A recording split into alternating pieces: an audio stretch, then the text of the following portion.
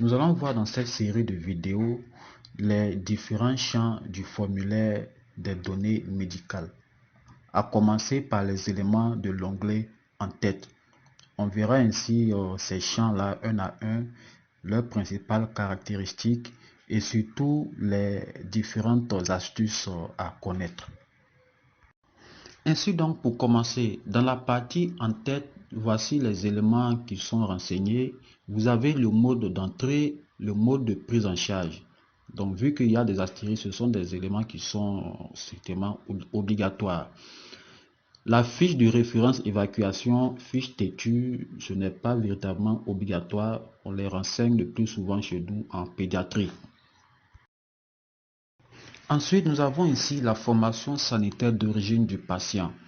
On renseigne cette partie, bon, c'est pas obligatoire, seulement si le patient voilà, est un patient qui a été référé, ou si c'est un transfert, voilà, ou si c'est une évacuation. Donc, les patients qui viennent en ambulatoire, on n'aura pas besoin de remplir ces champs-là pour ces patients.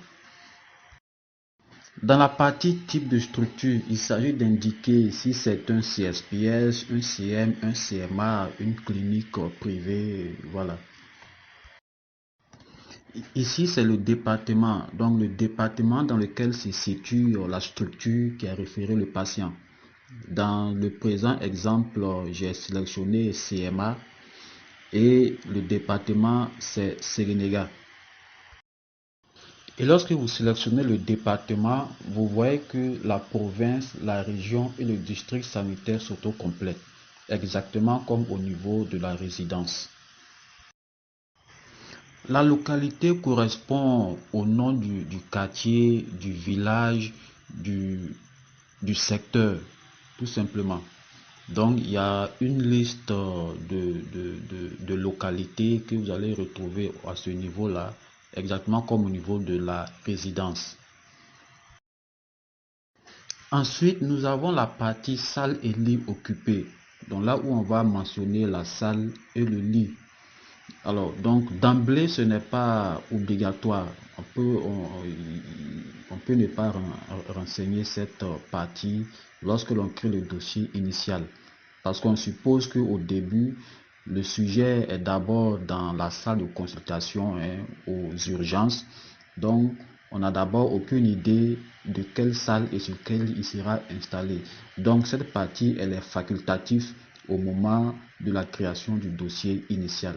Donc, vous voyez que bien évidemment, cette partie ne concerne que les sujets qui sont destinés à être hospitalisés. Ensuite, vous avez ici cette mention où c'est écrit fin de session. Alors, les champs qui se trouvent après cette mention-là, donc état de la session, issue de l'hospitalisation, diagnostic final, alors, ce sont des champs que l'on n'aura pas besoin de renseigner d'emblée. Donc, au moment de la création du dossier initial, ces champs peuvent rester vierges. On va les renseigner seulement lorsque la session doit prendre fin.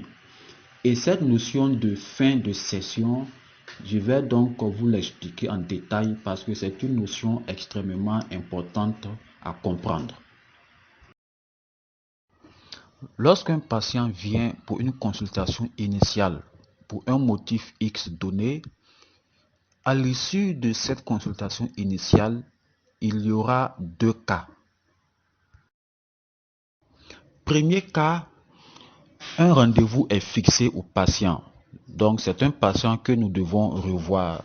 Il doit peut-être revenir pour un rendez-vous de contrôle ou alors il doit revenir pour présenter des résultats d'examen.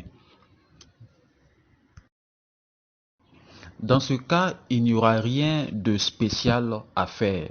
Donc sa session se poursuivra. Deuxième cas, il n'y a pas de rendez-vous à fixer. C'est donc un patient que l'on a vu, on l'a pris en charge et on juge qu'il peut revenir au besoin. Donc il n'y a pas de rendez-vous que l'on fixera expressément. Dans cette situation, la session de consultation que nous venons de démarrer va être terminée sur le champ. Donc, nous allons donc sélectionner l'option terminer la session dans la partie état de la session. Revenons dans les situations où le patient doit être revu. Donc, si le patient doit être revu, soit pour des contrôles ou pour présenter des résultats d'examen, alors aussi longtemps que ce patient devra revenir pour ses rendez-vous, la session de consultation restera en cours. Donc, il n'y aura rien de spécial à mentionner dans le champ état de la session. Ensuite, dans la succession des visites de contrôle, lorsque viendra le moment où on jugera que la prise en charge qui a initié la présente session est terminée, alors en ce moment-là, on indiquera que la session est terminée. On va donc sélectionner l'option terminer la session dans la partie état de session. C'est le même principe aussi bien pour les cas ambulatoires que les cas à hospitaliser. Dans le cas particulier des hospitalisations, alors même si un sujet est libéré, si toutefois il doit revenir pour un contrôle, eh bien sa session sera considérée comme étant toujours en cours. C'est lorsque, au bout d'un certain nombre de contrôles, on jugera qu'il est guéri, il n'y a plus besoin de le revoir, que sa session pourra être terminée. Ensuite, dans la partie fin de session, il y a ces deux champs issus de l'hospitalisation.